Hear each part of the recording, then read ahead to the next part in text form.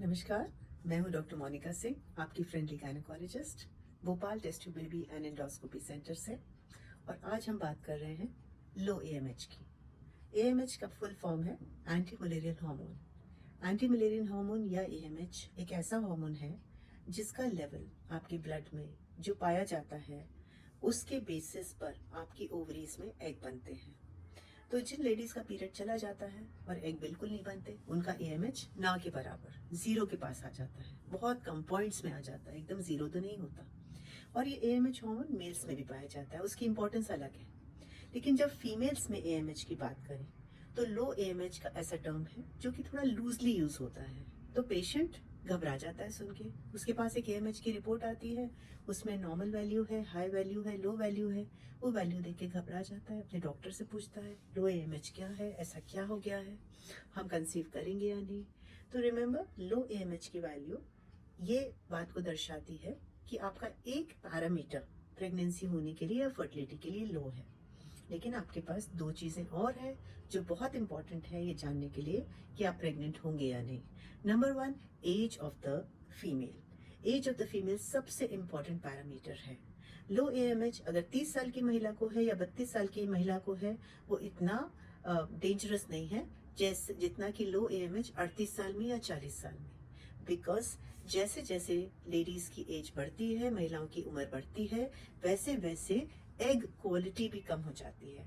तो अगर लो एएमएच है लेकिन महिला की उम्र 35 से कम या 34 से कम या 32 से कम है, तो फिर भी उसको लो एएमएच के साथ अच्छे ओवेरियन फॉलिकल्स या एग्स मिल सकते हैं। यही एग्स अगर लो नंबर या कम नंबर के एग्स ज्यादा उम्र की महिला को मिले, 38-40, तो रिजल्ट्स पुअर होंगे। बिकॉज ना केवल ये एग्स मात्रा में कम है, नंबर में कम है, प्लस क्वालिटी में भी कम है। क्वालिटी कैसे डिक्रीज होती है? एएमएच की वजह से क्वालिटी नहीं डिक्रीज होती। एएमएच की वजह से तो सिर्फ पता चलता है कितने फॉलिकल्स बनेंगे या कितने एग्स मिलेंगे। क्वालिटी अंडाणु की डिमिनिश होती है महिला की उम्र से। तो जैसे जैसे हमारी एज बढ़ती है, महिला की एज बढ़ती है, वैसे वैसे एग क्वालिटी कम होती है। इसीलिए आपने सुना होगा ज्यादातर की उम्र में, ज्यादा उम्र में कंसीव करने से कई बार बच्चे में जन्मजात त्रुटि भी मिल सकती है, कंजेनिटल डिफॉर्मिटी या एब्नॉर्मैलिटी मिल सकती है, लाइक डाउन सिंड्रोम। ये इसलिए बिकॉज एक खराब क्वालिटी का एग एक स्पर्म के साथ फर्टिलाइज होके बच्चा बना जो कि कंजेनिटल डिफॉर्म निकला। सो low AMH has to be calculated in conjunction with female age। और एक और पैरामीटर है AFC। आपने सीख लिया AMH क्या है, आपने जान लिया महिला की एज क्या है, अब हम जानते हैं AFC क्या है। AFC मतलब एंट्रल फॉलिकल काउंट। तो जब भी कोई महिला फर्टिलिटी ट्रीटमेंट के लिए जाती है तो पीरियड के पहले, दूसरे, तीसरे, चौथे, पांचवें दिन तक उसकी एक सोनोग्राफी की जाती है। कायदे से ये होनी चाहिए ट्रांस वैजिनल सोनोग्राफी, मतलब अंदरूनी सोनोग्राफी, बिकॉज ये ओवरीज के पास जाके आपको एक्स क्वालिटी बताती है। तो जब हम ट्रांस वैजिनल सोनोग्राफी करते हैं और दोनों अंडाशय को देखते हैं या दोनों ओवरीज को देखते हैं, तो उसमें छोटे छोटे अपने को फॉलिकल्स, छोटे छोटे अंडाणु बनते हुए दिखते हैं पीरियड के सेकेंड, थर्ड या फोर्थ डे। इनको बोलते हैं एंट्रल फॉलिकल्स। ये एंट्रल फॉलिकल्स आगे चल के स्टिमुलेट होके बड़े फॉलिकल्स या मैच्योर फॉलिकल्स बनेंगे। तो जब दोनों ओवरीज के छोटे फॉलिकल्स को जोड़ा जाता है या एंट्रल फॉलिकल्स को ऐड किया जाता है, तो आपके पास एक फिगर आता है, उसका नाम है enteral follicle count. Normal enteral follicle count होता है लगभग 8 to 12 या 8 से 15, 8 से 15। अगर ये फॉलिकल्स 6, 7, 8 से कम है या 15 से ज्यादा है तो एबनॉर्मल है। एक तरफ है लो फॉलिकल काउंट और एक तरफ है high follicle count, low AFC and high AFC।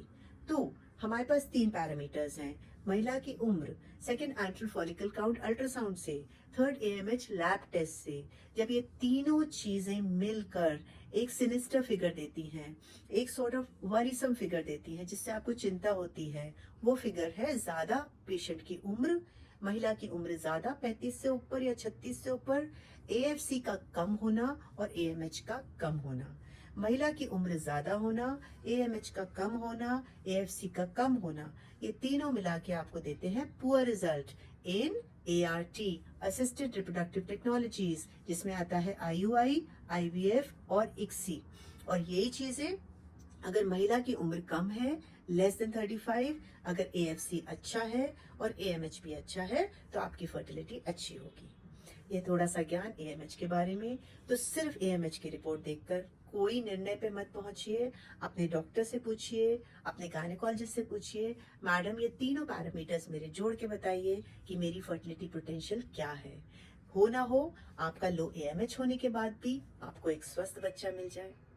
All the best. Thank you.